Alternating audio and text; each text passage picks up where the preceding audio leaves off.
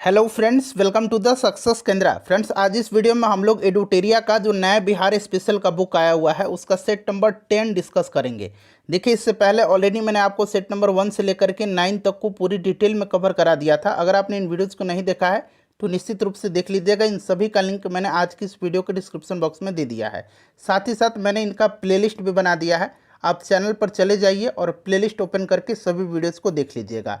Channel पर अगर आप पहली बार विजिट कर रहे हैं तो चैनल को सब्सक्राइब करके बेल आइकन को जरूर दबा लीजिए, ताकि जब भी 68th और 67th बीपीएससी से संबंधित कोई भी इंपॉर्टेंट वीडियो अपलोड किया जाए तो उसका नोटिफिकेशन सबसे पहले आपके पास पहुंच जाए। तो चलिए फ्रेंड्स, बिना देरी किए हुए आज का सेशन स्टार्ट करते हैं। फ्रेंड्स, प्लीज़ पहले वीडियो को लाइक कर दीजिए और जब सेशन समाप्त होगा तो इसको शेयर भी जरूर कर दीजिए। देखिए फ्रेंड्स, जैसे मैंने आपको बताया कि इस वीडियो में हम लोग एडुटेरिया का जो नया बिहार स्पेशल का बुक आया हुआ है, जो कि 67th बीपीएससी पीटी री एग्जाम और 68th बीपीएससी के लिए काफ़ी इंपॉर्टेंट है, उसका सेट नंबर 10 डिस्कस करेंगे। इससे पहले ऑलरेडी मैंने आपको सेट नंबर 1 से लेकर के 9 तक को पूरी डिटेल में कवर करा दिया था। और इस बुक में जो सेट दिया गया है बिहार बजट का, बिहार आर्थिक सर्वेक्षण का, भारत और बिहार का वन रिपोर्ट का तथा बिहार की जनगणना 2011 का, तो उन 4 सेट को भी मैंने कवर करा दिया है। तो इस प्रकार से देखा जाए तो 9 सेट इसका और 4 सेट उसका, तो यानी कि टोटल 13 सेट मैंने इसका कंप्लीट करा दिया है। आज हमारा यह देखा जाए तो 14वां सेट है, जो कि सेट नंबर 10 है। तो चलिए सेशन आज का स्टार्ट करते हैं। पहले प्लीज़ वीडियो को लाइक कर दीजिएगा। देखिए फ्रेंड्स, आज के सेशन का पहला प्रश्न है कि निम्न में से किस जैन तीर्थंकर का जन्म मिथिला क्षेत्र में हुआ था। अगर आपको आंसर पहले से पता है तो आंसर कमेंट में देकर के बताते चलिएगा। साथ ही साथ जो भी मैं एक्सप्लेन करूंगा उसको ध्यानपूर्वक जरूर सुनिएगा। इससे क्या होगा कि एक प्रश्न के साथ साथ आपके 2 से 3 प्रश्न जो हैं कवर होते चलेंगे। तो यहाँ पर ध्यान दीजिएगा, जैन धर्म के टोटल कितने तीर्थंकर हुए थे? तो टोटल 24 तीर्थंकर हुए थे। आखिरी तीर्थंकर कौन थे? 24वें तीर्थंकर तो वर्धमान महावीर थे। क्लियर? अच्छा, वर्धमान महावीर का जन्म जो है वैशाली के कुंडग्राम में हुआ था, यानी कि इनका जन्म भी बिहार में ही हुआ था। और यहाँ पर देखिए मिथिला क्षेत्र पूछा गया है। तो जैन धर्म के जो 19वें तीर्थंकर थे, 19वें तीर्थंकर, इनका नाम था मलिनाथ। ठीक है, इनका नाम क्या था? मलिनाथ था। ये जैन धर्म के 19वें तीर्थंकर थे।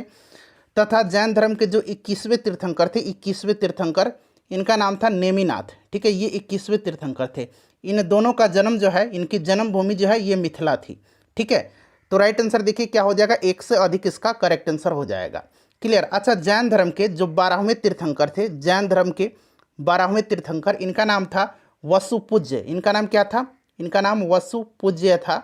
और देखिए इनका जन्म जो है फ्रेंड्स, इनका जन्म चंपापुरी भागलपुर के निकट में हुआ था।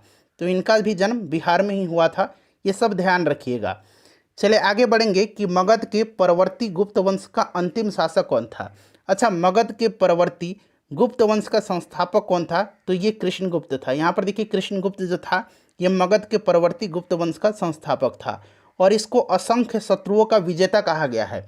याद रखेंगे, पूछा जा सकता है कि मगध के परवर्ती गुप्त वंश के किस शासक को असंख्य शत्रुओं का विजेता कहा गया है? तो कृष्णगुप्त को कहा गया है। और देखिए पूछा गया है कि अंतिम शासक, तो ये जीवित गुप्त द्वितीय था। तो यहाँ पर देखिए जीवित गुप्त राइट आंसर इसका हो जाएगा। हर्षवर्धन ने मगध के क्षेत्र में माधव गुप्त को, किसको? यहाँ पर देखिए माधव गुप्त दिया गया है। तो हर्षवर्धन ने मगध के क्षेत्र में माधव गुप्त को अपना प्रतिनिधि नियुक्त किया था। ये भी आप ध्यान रखिएगा। मैं कोशिश करूंगा कि डिटेल में आपको बताते चलूं, ताकि आसानी से एक प्रश्न के साथ साथ 2-3 प्रश्न आपके कवर होते चले।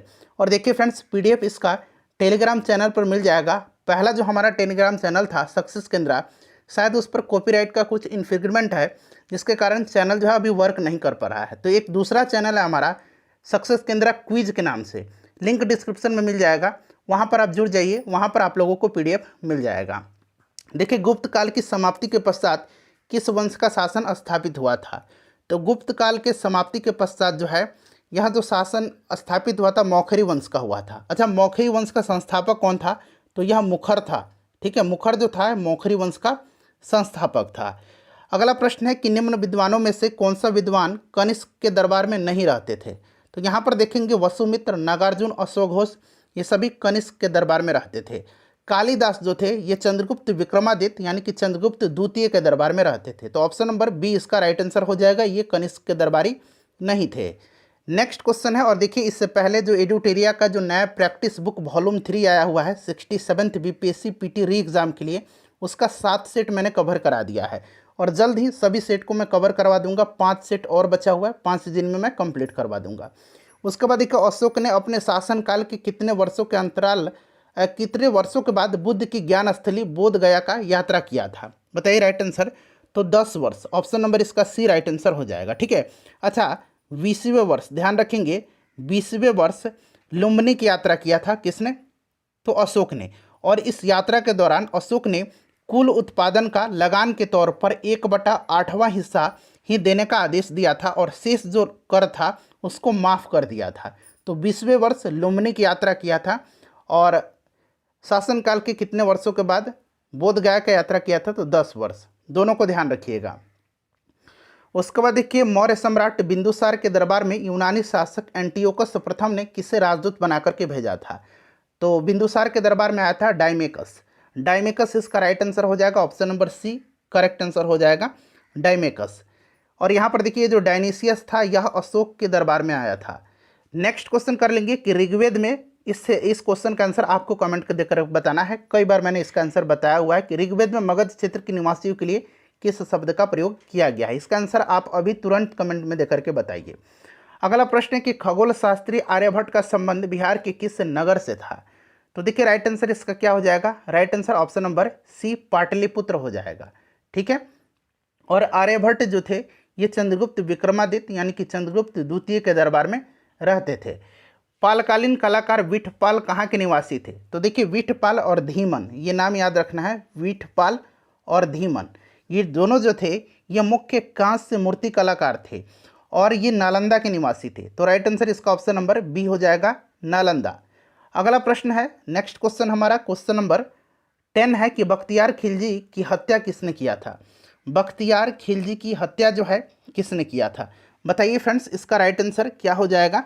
बख्तियार खिलजी की हत्या जो है किसने किया था? अच्छा आपको याद होगा मैंने आपको बताया भी था कि देखिए बख्तियार खिलजी, ठीक है, मैंने आपको बताया था कि बख्तियार खिलजी जो था इसकी हत्या किसने किया था? तो बख्तियार खिलजी की जो हत्या है फ्रेंड्स यह किसने किया था?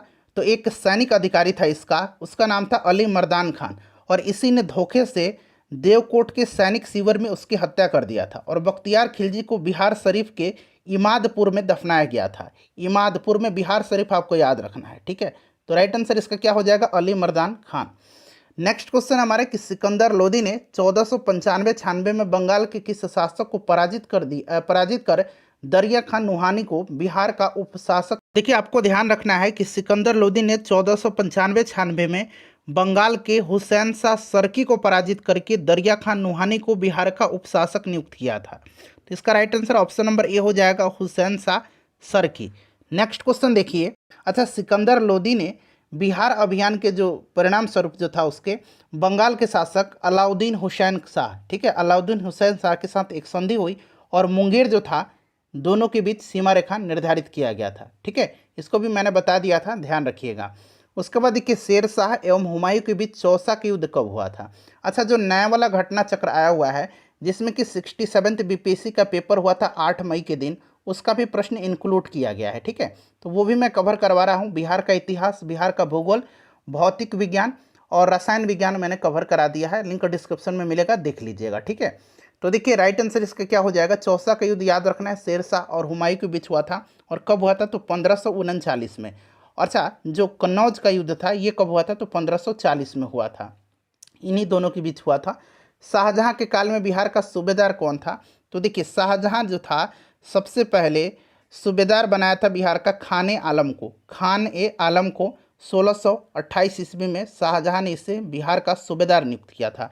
खान ए आलम के बाद सैफ खां को बनाया, उसके बाद अब्दुल्ला खां को और आखिर में शाइस्ता खां को। तो यहाँ पर देखिए शाइस्ता खां इसका राइट आंसर हो जाएगा। बिहार के दानापुर पटना के सैन्य टुकड़ियों ने कब विद्रोह किया था? तो यह विद्रोह किया था 25 जुलाई 1857 को। Option number A right answer हो जाएगा। नेक्स्ट क्वेश्चन देखिएगा कि बंगभंग आंदोलन के दौरान बिहार में राखी बंधन दिवस कब मनाया गया था? ये प्रश्न ऑलरेडी मैंने बताया था आपको, एक्सप्लेनेशन जब मैं किया था तो मैं आपको बताया था कि दरभंगा में मनाया गया था 16 अक्टूबर 1905 को सतीश चंद्र चक्रवर्ती की प्रेरणा से। सतीश चंद्र चक्रवर्ती की प्रेरणा से दरभंगा में 16 अक्टूबर 1905 को राखी बंधन दिवस मनाया गया था। ब्रिटिश शासन के दौरान बिहार को एक अलग प्रांत का दर्जा किस वर्ष प्राप्त हुआ था? तो यह 1912 में प्राप्त हुआ था और इसमें उड़ीसा सम्मिलित था। इसको भी आप ध्यान रखिएगा। चलिए नेक्स्ट क्वेश्चन कर लेंगे कि बिहार के किस उपनवाब को अफगानों ने हत्या कर दी थी? तो यह कौन था? यह था जैनुद्दीन हैबत जंग। शेर खां का पिता हसन खां जागीरदार थे, कहाँ के? तो इसका करेक्ट आंसर हो जाएगा सासाराम के। ठीक है, ऑप्शन नंबर डी हो जाएगा राइट आंसर। उसके बाद देखिए पटना में 1857 के विद्रोह का प्रारंभ किसके नेतृत्व में हुआ था? तो फ्रेंड्स यह हुआ था किसके नेतृत्व में? पीर अली खां के नेतृत्व में। ठीक है, और कब स्टार्ट हुआ था? तो 3 जुलाई 1857 को। इसको भी आप याद रखिएगा, हो सकता है पूछ लिया जाए। कोल विद्रोह कब हुआ था? तो देखिए कोल विद्रोह जो हुआ था ये छोटा नागपुर क्षेत्र में हुआ था और ये हुआ था 1831-32 में। ठीक है, ऑप्शन नंबर ए हो जाएगा इसका करेक्ट आंसर। अगला प्रश्न हमारा कि राजकुमार शुक्ल जो थे महात्मा गांधी से चंपारण आने का अनुरोध कांग्रेस के किस अधिवेशन में किया था? तो आपको भी याद होगा यह कौन सा अधिवेशन था? तो फ्रेंड्स यह लखनऊ अधिवेशन था। ठीक है, 1916 में। ब्रिटिश यात्री बर्नियर बिहार के किस मुगल शासक के समय में आया था? तो यह औरंगजेब के समय में बर्नियर आया था। ठीक है, ध्यान रखिएगा, पहले भी मैं आपको बता चुका हूँ। अगला प्रश्न है कि मुगल शासक फर्रुखसियर का राज्याभिषेक पटना में कब किया गया था? तो देखिए फर्रुखसियर का राज्याभिषेक 1713 में हुआ था और पटना में ही फर्रुखसियर का जन्म भी हुआ था। ठीक है, इसको भी आप ध्यान रखिएगा। चलिए नेक्स्ट क्वेश्चन कर लेंगे कि निम्न में से किस व्यक्ति ने बिहार में खिलाफत आंदोलन का समर्थन किया था? तो देखिए बिहार में खिलाफत आंदोलन का नेतृत्व किसने किया था? तो मजहरुल हक ने किया था, ये ध्यान रखेंगे। मौलाना नरुल हसन, राजेंद्र प्रसाद, ब्रजकिशोर प्रसाद, असहयोग आंदोलन के समय ही इन लोगों ने समर्थन भी किया था। तो ऑप्शन नंबर ई राइट आंसर हो जाएगा। उसके बाद देखिए संविधान के किस अनुच्छेद में पंचायतों की संरचना का उल्लेख है? अब यहाँ पर देखिए पंचायतों की संरचना, पंचायती राज पर मैंने अलग स्पेशल वीडियो कवर कराया हुआ है और सभी आर्टिकल जो है 243 से लेकर के 243 अणा तक उन सबको मैंने कवर करा दिया था। ठीक है, बहुत सारे उसमें इंपॉर्टेंट पॉइंट्स को मैंने कवर कराया हुआ है। लिंक डिस्क्रिप्शन में भी मिल जाएगा, चैनल पर चले जाइए और सभी वीडियोज़ को प्लीज़ देख लीजिए, सारा क्लियर हो जाएगा आपका। तो देखिए अगर हम बात करें पंचायतों की संरचना तो यह अनुच्छेद 243 सी में है। ऑप्शन नंबर इसका सी राइट आंसर हो जाएगा। 243 ए में क्या है? तो ग्राम सभा है। 243 बी में क्या है? तो पंचायतों का गठन है। और पंचायतों की संरचना 243 सी में है। 243 डी में क्या है? तो स्थानों का आरक्षण है। ठीक है, चलिए ग्राम सभा के गठन हेतु गांव की न्यूनतम जनसंख्या कितनी होनी चाहिए? ये पूछा गया है कि गांव की न्यूनतम जनसंख्या कितनी होनी चाहिए, बताइए राइट आंसर। तो देखिए जिस गांव की जनसंख्या 250 हो वहीं ग्राम सभा का गठन किया जा सकता है। यदि जनसंख्या 250 से कम है तो एक से अधिक ग्रामों को सम्मिलित करके ग्राम सभा का गठन किया जा सकता है। तो 250 इसका राइट आंसर हो जाएगा। क्लियर, चलिए आगे बढ़ेंगे, नेक्स्ट क्वेश्चन कर लेंगे। अगला क्वेश्चन है कि किसी पंचायत समिति में कितने अस्थायी समिति होती हैं? पंचायत समिति प्रत्येक 5000 की जनसंख्या पर पंचायत समिति के एक सदस्य का निर्वाचन का प्रावधान है।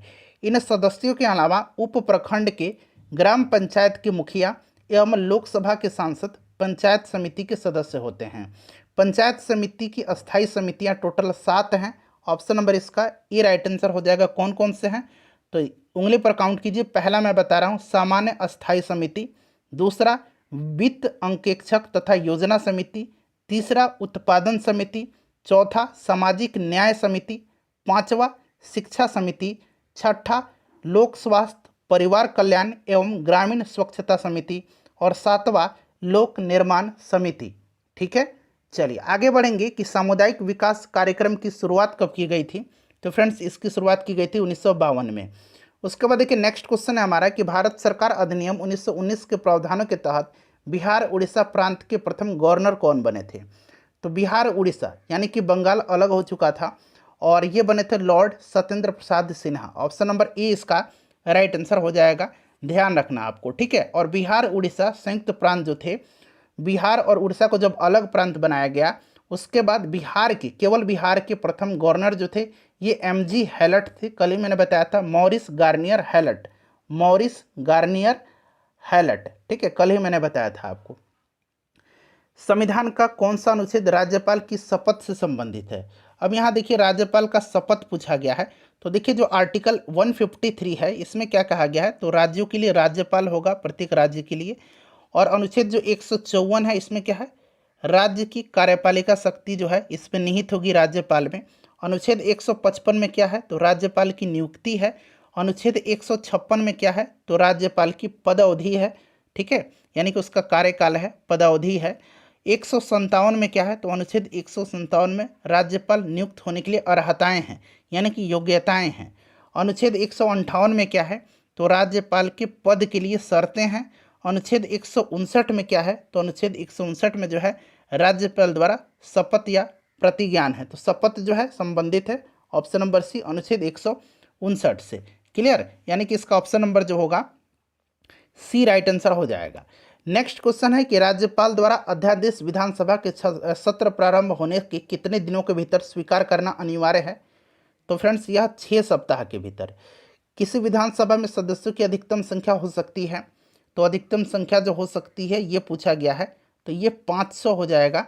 अगला प्रश्न है कि सर्वोच्च न्यायालय के मुख्य न्यायाधीश बनने वाले बिहार के प्रथम न्यायाधीश कौन थे, यानी कि सुप्रीम कोर्ट के मुख्य न्यायाधीश बनने वाले बिहार के प्रथम न्यायाधीश कौन थे, तो फ्रेंड्स ये कौन थे, तो बीपी सिन्हा थे, ठीक है, बीपी, एक मिनट, बीपी सिन्हा, ठीक है, बीपी सिन्हा, यानी कि इनका पूरा नाम क्या है, तो यहाँ पर देखिएगा भुवनेश्वर प्रसाद सिन्हा, ठीक है। और ये सर्वोच्च न्यायालय के सुप्रीम कोर्ट के ये 6ठे मुख्य न्यायाधीश थे। क्रम भी ध्यान रखना आपको, 1959 से लेकर के 1964 तक इनका कार्यकाल रहा था। चलिए आगे बढ़ेंगे कि बिहार लोक सेवा आयोग में अध्यक्ष सहित कुल सदस्यों की संख्या कितनी है, तो राइट आंसर इसका देखिए ऑप्शन नंबर यहाँ पर क्या हो जाएगा, 35 का ऑप्शन नंबर डी हो जाएगा 6। राष्ट्रीय मानवाधिकार संरक्षण अधिनियम को किस वर्ष पारित किया गया था, तो राष्ट्रीय मानवाधिकार यहाँ पर देखिए संरक्षण अधिनियम जो है 1993 में पारित किया गया था। राष्ट्रीय मानवाधिकार संरक्षण अधिनियम के तहत जो है राष्ट्रीय मानव अधिकार आयोग का स्थापना जो है ये किया गया था 12 अक्टूबर 1993 को। 12 अक्टूबर 1993 को राष्ट्रीय मानवाधिकार आयोग का गठन किया गया था। उसके बाद देखिए निम्नलिखित में से बिहार के पहले लोकायुक्त कौन है, बिहार के पहले लोकायुक्त हैं श्रीधर वासुदेव सोहनी, ऑप्शन नंबर इसका बी हो जाएगा। उसके बाद देखिए बिहार का राजकीय चिन्ह पूछा गया है, बताइए राइट आंसर इसका क्या हो जाएगा, तो ये आपका बोधि वृक्ष हो जाएगा। उसके बाद देखिएगा कि सर्वाधिक अनुसूचित जनजाति प्रतिशत वाला जिला कौन सा है, तो यहाँ पर प्रतिशत पूछा गया है, बताइए राइट आंसर इसका क्या हो जाएगा, तो ये पश्चिम चंपारण हो जाएगा, ठीक है। अगर प्रतिशत न भी पूछता तो भी सर्वाधिक अनुसूचित जनजाति वाला जिला पश्चिम चंपारण ही है। 2011 की जनगणना के अनुसार 1000 से अधिक लिंगानुपात वाले जिलों की संख्या बिहार में कितनी है, तो एकमात्र जिला है जहां लिंगानुपात 1021 है, यह गोपालगंज है। Option number A right answer इसका हो जाएगा। और बिहार में सर्वाधिक लिंगानुपात भी इसी जिला में है, गोपालगंज में, ठीक है, याद रखना आपको। और इसका लिंगानुपात 1021 है। उसके बाद देखिए प्लाईवुड उद्योग के लिए बिहार का कौन सा जिला सर्वाधिक प्रसिद्ध है, तो यह जिला जो है वैशाली है। उसके बाद देखिए बिहार में सर्वाधिक वर्षा किस क्षेत्र में होती है, तो सर्वाधिक वर्षा किस जिले में होती है, तो किशनगंज में होती है, यानी कि उत्तर और पूर्व क्षेत्र इसका राइट आंसर हो जाएगा। उसके बाद देखिए मुख्यमंत्री नीतीश कुमार ने हर घर बिजली योजना की शुरुआत कब की थी, अच्छा एक योजना था हर घर बिजली लगातार, हर घर बिजली लगातार, इसका जो उद्घाटन किया गया था इन्होंने किया था 15 नवंबर, नीतीश कुमार जी ने 15 नवंबर 2016 को। यहाँ पर देखिए हर घर बिजली योजना पूछा गया है, तो ये किया गया था 25 सितंबर 2017 को, ठीक है। चलिए आगे बढ़ेंगे, अगला प्रश्न कर लेंगे कि कहलगांव विद्युत परियोजना किसके सहयोग से स्थापित किया गया है। अच्छा कहलगांव विद्युत परियोजना जो है ये बिहार की किस जिला में है, तो भागलपुर में है, ठीक है। और यह किसके पूछा गया है कि सहयोग से, तो इसका करेक्ट आंसर जो होगा ये आपका हो जाएगा एनटीपीसी के, ठीक है। प्रसिद्ध नानक जलकुंड जो है ये कहाँ पर है, तो नानक जलकुंड जो है ये राजगीर में है, ठीक है। चलिए प्रश्न मैंने भी ऑलरेडी करा भी दिया था। परमान डॉल्फिन अभ्यारण्य कहाँ स्थित है, तो फ्रेंड्स यह जो है अररिया में है। कृषि रोड मैप 3 की कार्य अवधि कितनी है, तो फ्रेंड्स यह 2017 से 2022 तक है, option number C right answer इसका हो जाएगा। चलिए दिए गए विकल्पों में, हालांकि इसका विस्तार का योजना बनाया जा रहा है लेकिन अभी 2022 तक ही है। दिए गए विकल्पों में कौन सा जिला पश्चिम बंगाल के साथ सीमा साझा नहीं करता है। अच्छा देखिए पश्चिम बंगाल के साथ बिहार के कितने जिले साझा करते हैं सीमा, तो 3 जिला। कौन कौन से जिला है, तो किशनगंज है, पूर्णिया है और कटिहार है। तो किशनगंज, पूर्णिया, कटिहार, भागलपुर नहीं करता है, तो ऑप्शन नंबर इसका डी राइट आंसर हो जाएगा। हिमालय के तराई क्षेत्र में कौन सी चट्टान पाई जाती है? बताइए राइट आंसर इसका क्या हो जाएगा। तो देखिए अगर हम बात करें तराई क्षेत्र यहाँ पर पूछा गया है, तो तराई क्षेत्र का मतलब कौन सा है? जो नेपाल के साथ सीमा साझा कर रहे हैं जिले, पश्चिम चंपारण, सोमेश्वर की पहाड़ी जो है वहाँ पर टर्शियरी चट्टानें पाई जाती हैं। ठीक है, तो यहाँ पर देखिएगा टर्शियरी इसका राइट आंसर हो जाएगा, यानी कि ऑप्शन नंबर डी। अच्छा, ढारवार क्रम की जो चट्टान है ये कहाँ पाई जाती है? तो मुंगेर, नवादा, जमुई, शेखपुरा, राजगीर, गया, बिहार शरीफ, खड़गपुर की पहाड़ी जो है वहाँ पर। विंध्यन क्रम की चट्टानें जो है रोहतास और कैमूर में पाई जाती हैं, याद रखेंगे। और टर्शियरी जो है ये मैंने आपको बता दिया, टर्शियरी पश्चिम चंपारण और सोमेश्वर पहाड़ियाँ। क्वाटरनरी जो है ये बिहार के मैदानी क्षेत्र में पाई जाती है। अगला प्रश्न है क्वेश्चन नंबर 50 कि बिहार की पुरानी जलोढ़ मिट्टी का विस्तार। अच्छा, पुरानी जलोढ़ मिट्टी को क्या कहा जाता है? तो इसको बांगर मिट्टी कहा जाता है, और नवीन जलोढ़ मिट्टी को खादर मिट्टी कहा जाता है। पुरानी जलोढ़ मिट्टी का विस्तार जो है ये गंगा के दक्षिणी मैदानी भाग में रोहतास से लेकर के गया, पटना, मुंगेर, भागलपुर तक है। तो यहाँ पर देखिएगा भागलपुर, मुंगेर, पटना, गया, रोहतास दिया गया है, तो ऑप्शन नंबर ए इसका राइट आंसर हो जाएगा। फ्रेंड्स प्लीज़ वीडियो को लाइक कर दीजिएगा और इससे शेयर